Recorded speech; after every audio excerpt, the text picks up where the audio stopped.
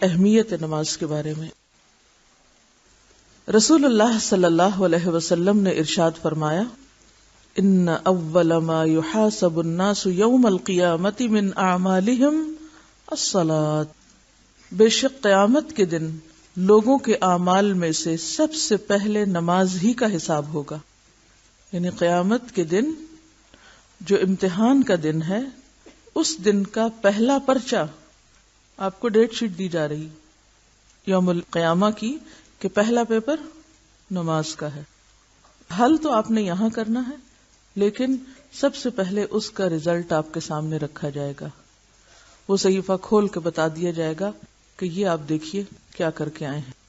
صرف اس بات کا امتحان نہیں کہ آپ نے کتنی نمازیں پڑھی، بلکہ اس بات کا امتحان بھی کہ کب پڑھی، وقت کے اندر پڑھی یا تاخیر کر کے پڑھی یا قضا کر کے پڑھی، یا پھر یہ کہ سنت کے مطابق پڑھی، یا پھر صرف نماز کو بطور نماز ہی لیا. تو اول ما يحاسب الناس یوم القیامہ من اعمالهم الصلاۃ، تو پہلا حساب نماز کا ہے. حضرت ابن مسعود رضی اللہ تعالی عنہ فرماتے ہیں، میں نے رسول اللہ صلی اللہ علیہ وسلم سے سوال کیا کہ اللہ تعالیٰ کو کون سا عمل زیادہ محبوب ہے، اللہ تعالیٰ کیا پسند کرتے ہیں اور سب سے زیادہ کیا پسند ہے. ذرا غور کیجئے اس سوال پر. کبھی آپ کے دل میں ایسا سوال آیا کہ میں جانوں، مجھے پتہ چل جائے کہ میرے رب کو سب سے زیادہ اچھی کیا چیز لگتی؟ یہ سوال وہی کر سکتا ہے یا اسی دل میں اٹھ سکتا ہے جس دل میں رب کی محبت ہو، کیونکہ انسان جس سے محبت کرتا ہے اسی کی پسند و ناپسند جاننے کے بارے میں شوقین ہوتا ہے. آپ کسی انسان سے محبت کرتے ہیں تو آپ ہمیشہ یہ جاننا چاہیں گے کہ اس کو کیا پسند ہے، کھانے میں کیا پسند ہے، پہننے میں کیا پسند ہے، کون سی چیز زیادہ اچھی لگتی. تو اگر آپ کو واقعی اللہ سے محبت ہے اور آپ کے دل میں یہ تڑپ ہے کہ آپ اپنے رب کو راضی کر سکیں، اسے خوش کر سکیں، تو یقیناً آپ پوچھیں گے کہ سب سے اچھا عمل کون سا ہے جو اللہ تعالیٰ کو محبوب ہو. آپ نے فرمایا، وقت پر نماز پڑھنا. میں نے کہا پھر کون سا؟ آپ نے فرمایا، ماں باپ کے ساتھ نیک سلوک کرنا. میں نے کہا پھر کون سا؟ آپ نے فرمایا، اللہ کے راستے میں جہاد کرنا. تو گویا حقوق اللہ میں سے سب سے بڑھ کر جو چیز اللہ تعالیٰ کو محبوب ہے وہ نماز ہے، اور بندوں کے حقوق میں سے سب سے بہترین عمل ماں باپ کے ساتھ اچھا سلوک. رسول اللہ صلی اللہ علیہ وسلم نے فرمایا، نماز کے بارے میں اللہ سے ڈرو، نماز کے بارے میں اللہ سے ڈرو، نماز کے بارے میں اللہ سے ڈرو. ایک ہی بات 3 بار فرمائی. کیوں؟ کہ اگر کسی نے ایک بار نہیں سنی تو دوسری بار سن لے، اگر کسی نے دوسری بار بھی نہیں سمجھی تو تیسری بار سمجھ جائے. ایک ہی بات کا بار بار تکرار کیا سکھاتا ہے ہم کو؟ کہ ہم اس بات کو اہمیت دے. کیا معنی ہے نماز کے بارے میں اللہ سے ڈرو؟ کہ قیامت کے دن جب اس کے بارے میں حساب ہوگا یا پوچھ ہوگی تو حساب سخت ہوگا، تمہیں جواب دینا ہوگا، تمہاری پوچھ ہوگی. پھر کیا جواب دو گے کہ کیسی نمازیں پڑھی تھی؟ ایک اور حدیث میں آتا ہے، آدمی اور شرک کے درمیان نماز ہی حائل ہے. اب دیکھیے 3 طرح اس بات کو کہا گیا ہے، کفر، شرک اور منافقت. ان تینوں چیزوں سے برات کے لیے ثبوت کس چیز سے دینا ہے؟ نماز سے. یعنی کفر سے بری ذمہ بھی انسان کب ہوگا؟ جب نماز ادا کرے گا. منافقت سے بھی کب نکلے گا؟ جب نمازیں درست ہوں گی. شرک سے بھی کب پاک ہوگا؟ جب نماز درست ہوگی. یا دوسرے لفظوں میں نماز انسان کو شرک سے بچانے والی ہے. سورۃ الروم میں اللہ تعالیٰ فرماتے ہیں، اقیموا الصلاۃ ولا تکونوا من المشرکین. نماز قائم کرو اور مشرکین میں سے نہ ہو جاؤ، مشرک نہ بنو. تو گویا نماز کا نہ پڑھنا جہاں کفر بھی ہے، وہاں نماز کا نہ پڑھنا منافقت کی علامت بھی ہے، اور اسی طرح نماز نہ پڑھنا شرک بھی ہے. تو ترک نماز معمولی جرم نہیں، تمام خرابیوں کا مجموعہ ہے، جو خرابیوں کی بنیاد یا جڑ ہے ان سب کو سمبلائز کرتا ہے۔ پھر فرمایا نماز دین کا ستون ہے، جس طرح ستون پر ایک عمارت کھڑی ہوتی ہے اسی طرح نماز ہے تو دین ہے، نماز نہیں تو دین بھی نہیں۔ پہلے کفر، منافقت اور شرک کی بات کی گئی، اور اب دین کی اصل بتائی گئی کہ دین کی اصل کس پر قائم ہے؟ نماز پر۔ نماز کے بغیر کسی شخص کے دیندار ہونے کا کوئی تصور نہیں۔ قیامت کے دن جب اللہ تعالیٰ بعض دوزخیوں پر رحمت کرنے کا ارادہ فرمائے گا تو فرشتوں کو حکم دے گا کہ وہ دوزخ سے ایسے لوگوں کو باہر نکال لیں جو اللہ کی عبادت کیا کرتے تھے۔ فرشتے انہیں نشان سجدہ سے پہچان کر دوزخ سے نکال دیں گے۔ یعنی بعض لوگ ایمان والے ہوں گے، نماز بھی پڑھتے ہوں گے، لیکن کچھ اور قصور یا جرائم ایسے کیے ہوں گے انہوں نے کہ ان کی وجہ سے وہ جہنم رسید ہوں گے۔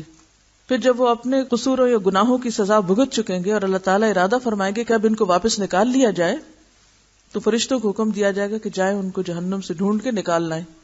اب فرشتے جائیں گے، دیکھیں گے کہ کہاں ہیں وہ لوگ، تو ان کو کہاں سے پہچانیں گے؟ کن بیجز سے؟ سجدے کے نشان کے بیج سے۔ یہ ہیں وہ لوگ، ان کو نکال لیا جائے، کیونکہ سجدے کی جگہوں پر اللہ تعالیٰ نے دوزخ کو حرام کر دیا ہے، وہاں آگ کا کچھ اثر نہ ہوگا۔ یعنی سجدے کے جو نشان ہیں یا سجدے کی جو جگہیں ہیں، مثلا ہاتھ ہیں، گھٹنے ہیں، 7 اعضاء پہ سجدہ ہوتا ہے نا، تو جن اعضاء پہ سجدہ ہوتا ہے، ماتھا، ناک، ہاتھ، گھٹنے، پاؤں، تو ان جگہوں پہ آگ نہیں لگے گی، یعنی وہ ایک طرح سے فائر پروف ہوں گے۔ فرمایا سب سے افضل عمل اول وقت پر نماز پڑھنا ہے۔ فرمایا جب آدمی نماز کے لیے کھڑا ہوتا ہے تو رحمت الہی اس کی طرف متوجہ ہو جاتی ہے۔ یعنی جو شخص یہ چاہتا ہو کہ اللہ تعالیٰ اس پر نظر رحمت فرمائے، اسے چاہیے کہ نماز میں کھڑا ہو جائے۔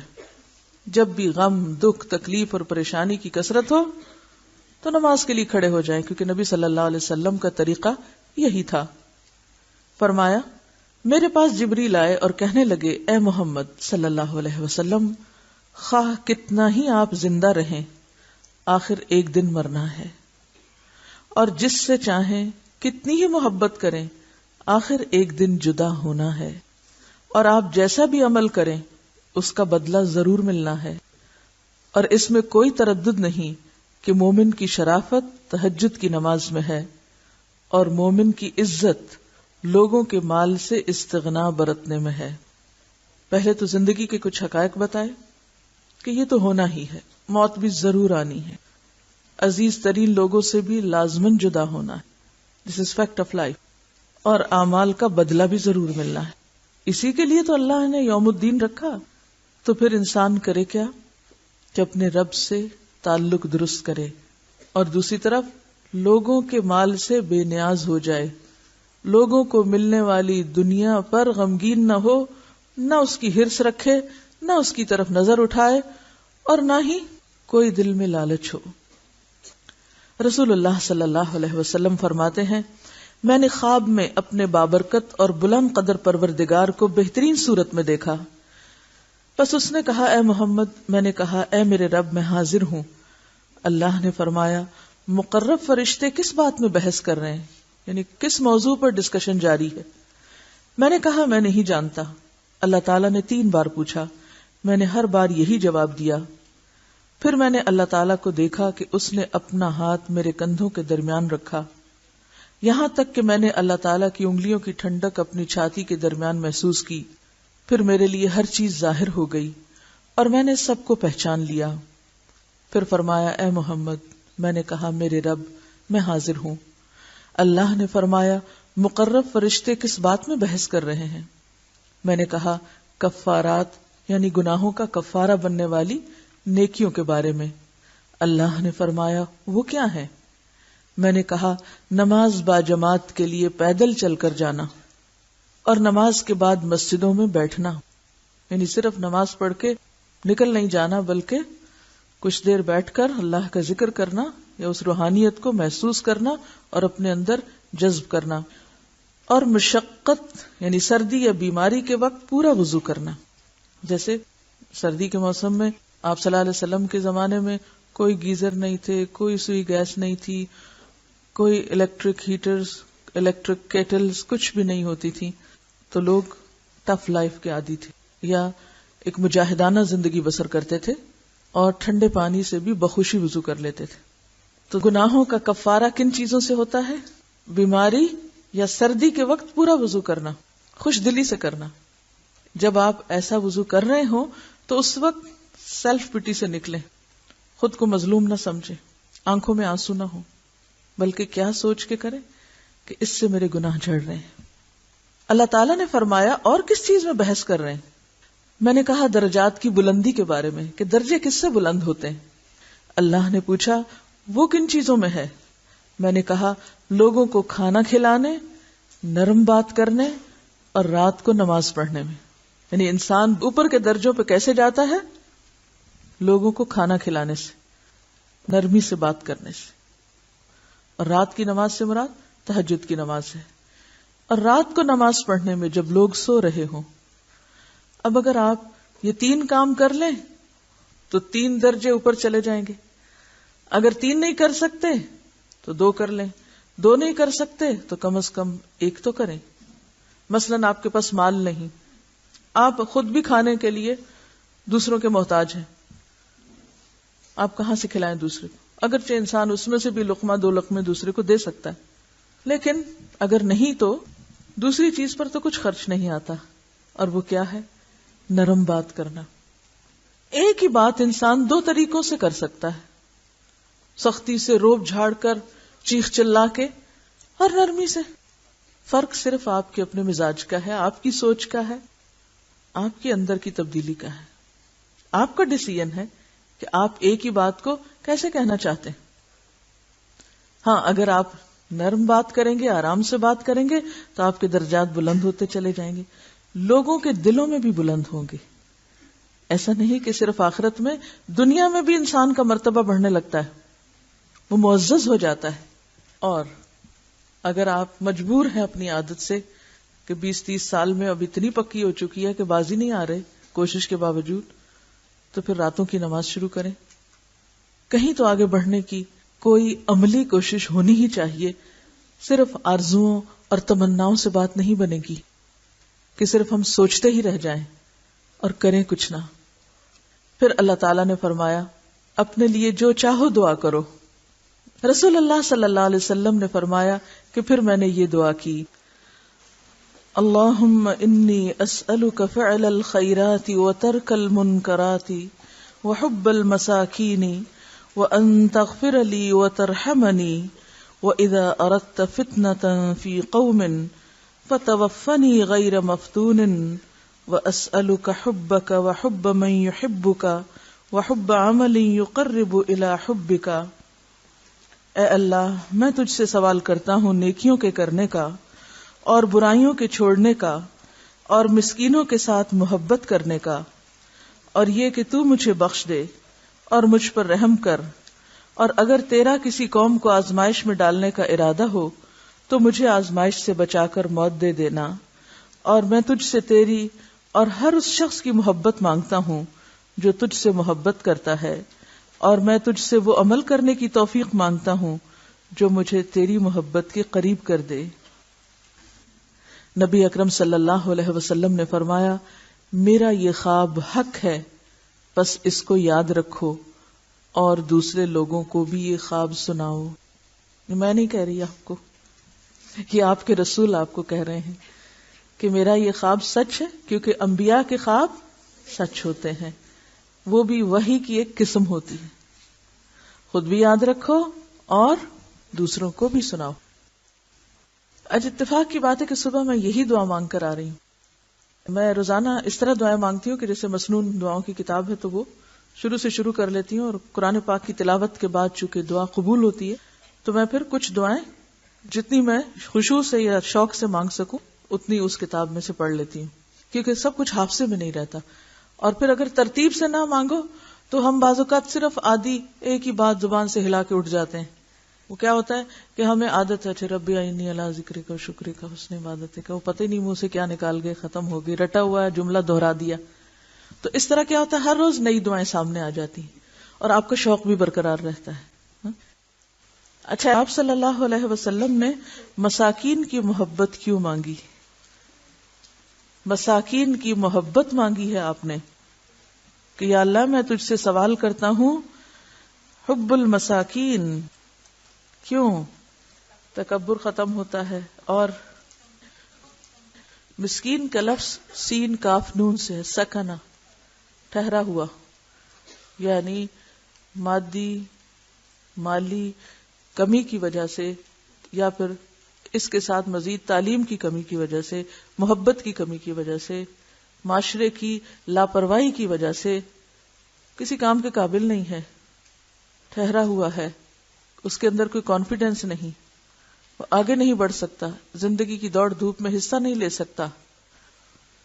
بیسیکلی زندگی کی خوشیوں اور زندگی کی جو ایک عملی روا روی ہوتی ہے اس میں وہ حصہ لینے پر قادر نہیں، شرمایا، جھجکا ہوا، پیچھے پڑا ہوا، اس کی ضروریات اس کو دم نہیں لینے دیتی. اور جو محروم طبقات ہوتے ہیں عام طور پر کوئی ان کی طرف توجہ نہیں کرتا اور ان کو انسان ہی نہیں سمجھتا، لیکن اللہ کے رسول صلی اللہ علیہ وسلم ان کی محبت مانگ رہے ہیں، کیونکہ اگر ان سے محبت ہوگی تو ہی ہم دنیا میں ان کے ساتھ خیر و بھلائی کر سکتے ہیں، ہمارے اندر کا تکبر اور فخر اور غرور بھی ٹوٹے گا. اور اس کے ساتھ ساتھ یہ بات بھی یاد رکھیے کہ قیامت کے دن انسان اسی کے ساتھ اٹھایا جائے گا جس سے وہ محبت کرتا ہوگا. اور ایک اور حدیث سے پتہ چلتا ہے کہ مساکین جنت میں 500 سال پہلے داخل ہوں گے. تو پھر مساکین کی محبت مانگنا کوئی معمولی کام نہیں. کبھی آپ نے مانگی؟ سچ بولنا ہے، کوئی ضرورت نہیں مجھے خوش کرنے کی، نہ اس کا کوئی فائدہ ہے مجھے خوش کرنے کا، اور نہ میں چاہتی ہوں کہ آپ مجھے خوش کریں. اگر ہم مانگتے بھی ہیں تو بس بے شعوری طور پر وہ جو قرآنی اور مسنون دعاؤں میں ایک دعا آتی ہے، اللہم احیینی مسکینا و امتنی مسکینا واحشرنی فی زمرۃ المساکین، لیکن اس سے زیادہ ہم کبھی شعور سے مساکین کی محبت نہیں مانگتے، اور جب مانگتے نہیں کرتے بھی نہیں. مساکین سے ہم محبت بھی پھر نہیں کرتے. کوئی شخص جو ہمیں رتبے میں اپنے سے کم نظر آتا ہو اس کی طرف ہم کس شوق کے ساتھ بڑھتے ہیں، اس پر کیسی نظر ڈالتے ہیں، اس کے لیے ہمارے دل میں کیا جذبات ہوتے ہیں، اپنا جائزہ لیجئے اور پھر معلوم کیجئے کہ نماز کیا سکھاتی ہے؟ تواضع. نماز کیا ہے؟ غرور، سرکشی اور تکبر کی نفی. تو عملاً یہ کیسے ہوگا؟ جب ہمارے اندر حب المساکین ہوگی. حب المساکین. تو آپ صلی اللہ علیہ وسلم اپنے لیے خاص قبولیت کے مقام پر کیا دعا مانگتے ہیں؟ اللہم انی اسألک فعل الخیرات وترک المنکرات وحب المساکین.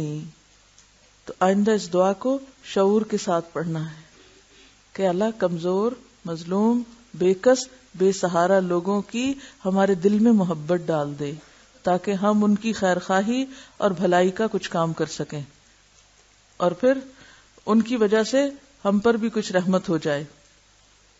کیونکہ بعض روایات میں یہ بھی آتا ہے کہ تمہیں رزق تمہارے کمزوروں کی وجہ سے دیا جاتا ہے، اور اگر ہم ان کو دھتکار دیں، جھٹک دیں، دور کر دیں، ان کو اپنا رشتہ دار بھی نہ سمجھیں، کیونکہ بعض اوقات جو خاندان کے اندر مادی اعتبار سے کمزور لوگ ہوتے ہیں عموماً ہم ان کو اگنور کر دیتے ہیں یا اپنا رشتہ دار بتانے سے بھی ڈرتے ہیں کہ اس سے ہماری شان میں گستاخی ہوگی، ہماری شان کم ہو جائے گی.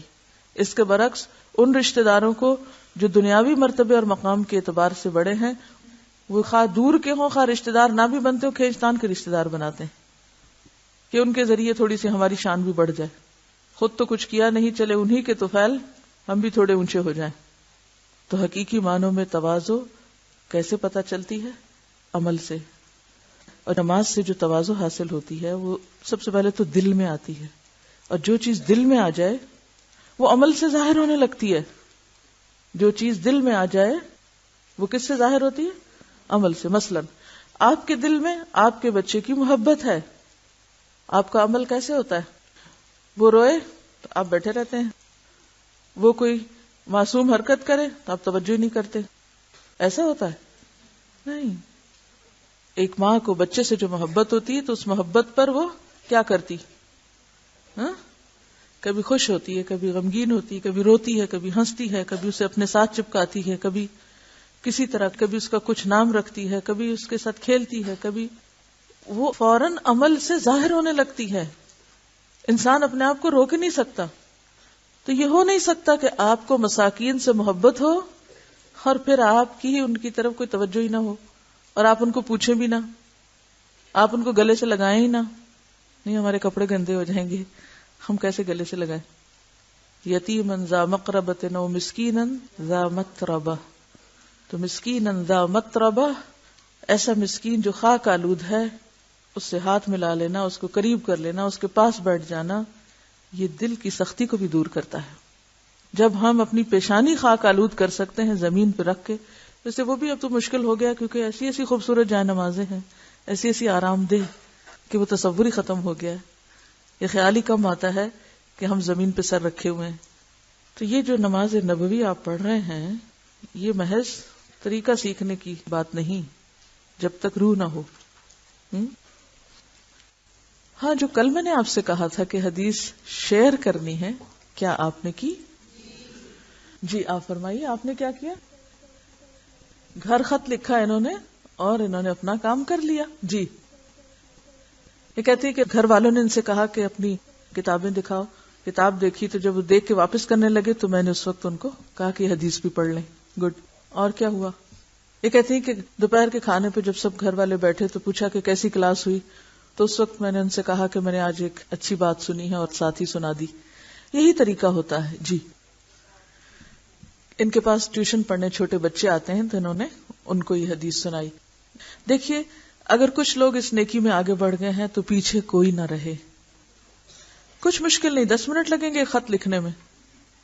اگر قریب نہیں ہے کوئی آپ کے جس کو آپ سنا سکیں تو آپ خط کے ذریعے لکھ کے بھیج سکتے ہیں، کیونکہ پوری کتاب تو کوئی نہیں پڑھتا. اگر اس میں سے ایک حصہ نکال کے کسی کو دے دیا جائے تو اس کو تو وہ پڑھ ہی لیتے ہیں. یا آپ خط گھر والوں کو کہ میرا یہ خط گھر والوں کو پڑھ کے سنا دیں. یہ خط عام طور پہ جاتا ہے تو سب کہتے ہیں کیا لکھا ہے، میں نے بھی خط پڑھنا. خط پڑھنے کا سب کو بہت شوق ہوتا ہے ویسے کچھ پڑھیں یا نہ پڑھیں، کوئی اجازت نہ بھی دے تو وہ پڑھنا چاہتے ہیں. تو اس لیے خط جو ہے دین کی تعلیم پھیلانے کا یا عام کرنے کا بہت خوبصورت طریقہ ہے.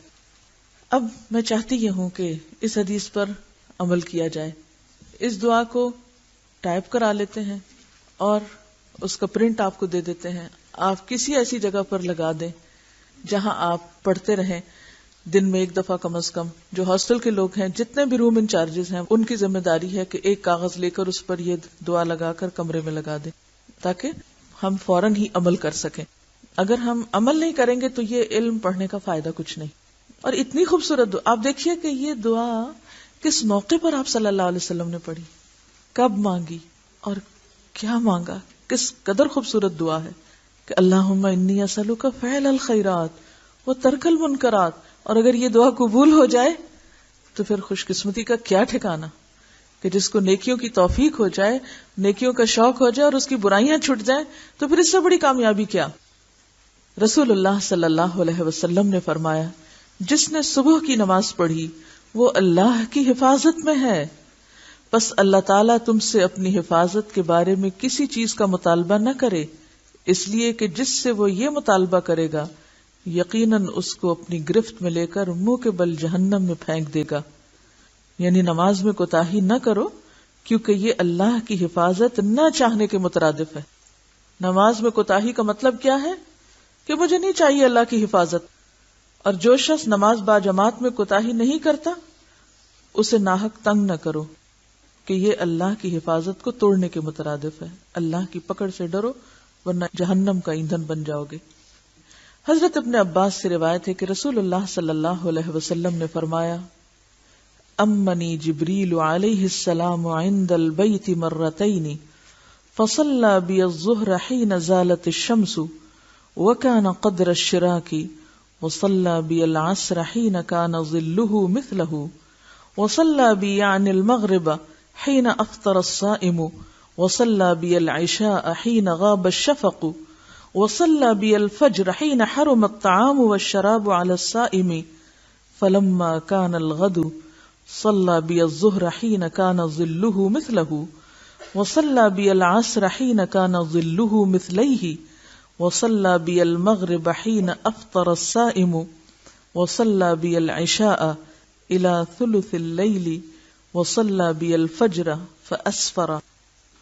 عربی میں نے پڑھ کے سنائی ہے، اگر ہوم ورک کے طور پہ آپ اس کو لے لیں اور اسی طرح پڑھنے کی کوشش کریں تو اس سے آپ کی قابلیت میں اضافہ ہوگا، کیونکہ جو الفاظ نبی صلی اللہ علیہ وسلم کے ہیں وہ کسی اور کے ہو ہی نہیں سکتے، اور پھر جو لطف ہے ان الفاظ کے اندر اور جو شیرینی ہے اور جو برکت ہے وہ اردو ترجمے سے نہیں ملے گی آپ کو.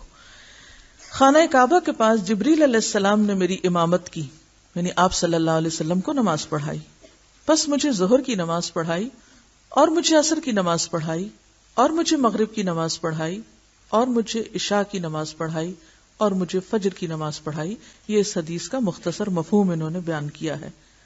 اب اس حدیث سے یہ پتہ چلتا ہے کہ نماز کا طریقہ عملی طور پر آپ کو اللہ تعالیٰ نے جبریل علیہ السلام کے ذریعے سکھایا اور انہوں نے پریکٹیکل ڈیمونسٹریشن کے ذریعے آپ کو نماز سکھائی. اور پھر اس کے ساتھ اس حدیث میں اوقات کا بھی ذکر ہے.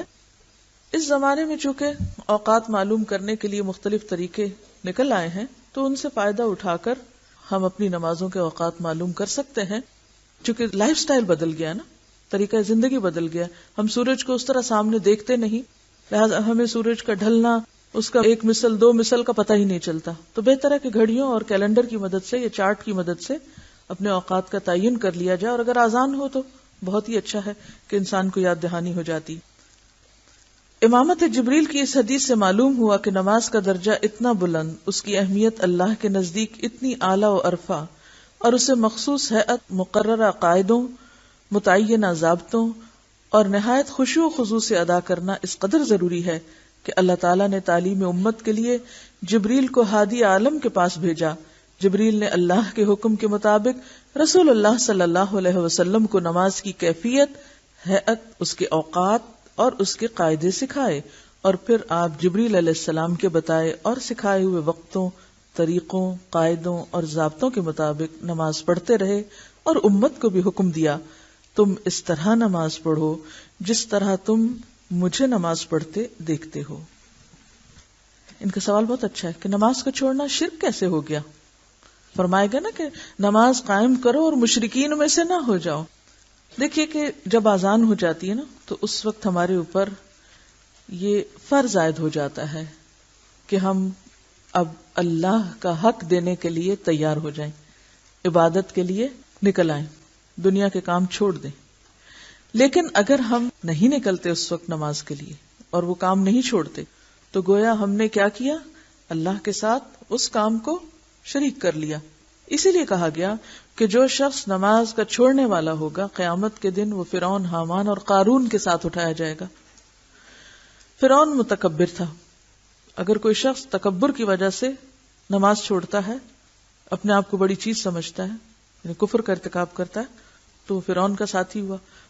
حکومت کی محبت میں، اگر جاہ کی محبت میں چھوڑتا ہے تو حامان کا ساتھی. مال کی محبت میں چھوڑتا ہے تو مال کی محبت کیا ہے؟ یہ بھی شرک ہو جاتا ہے. اللہ کی محبت پہ اگر غالب آ جائے یا اس کے مقابل آ جائے. وآخر دعوانا ان الحمد للہ رب العالمین. سبحانک اللہم وبحمدک نشہد ان لا الہ الا انت نستغفرک ونتوب الیک.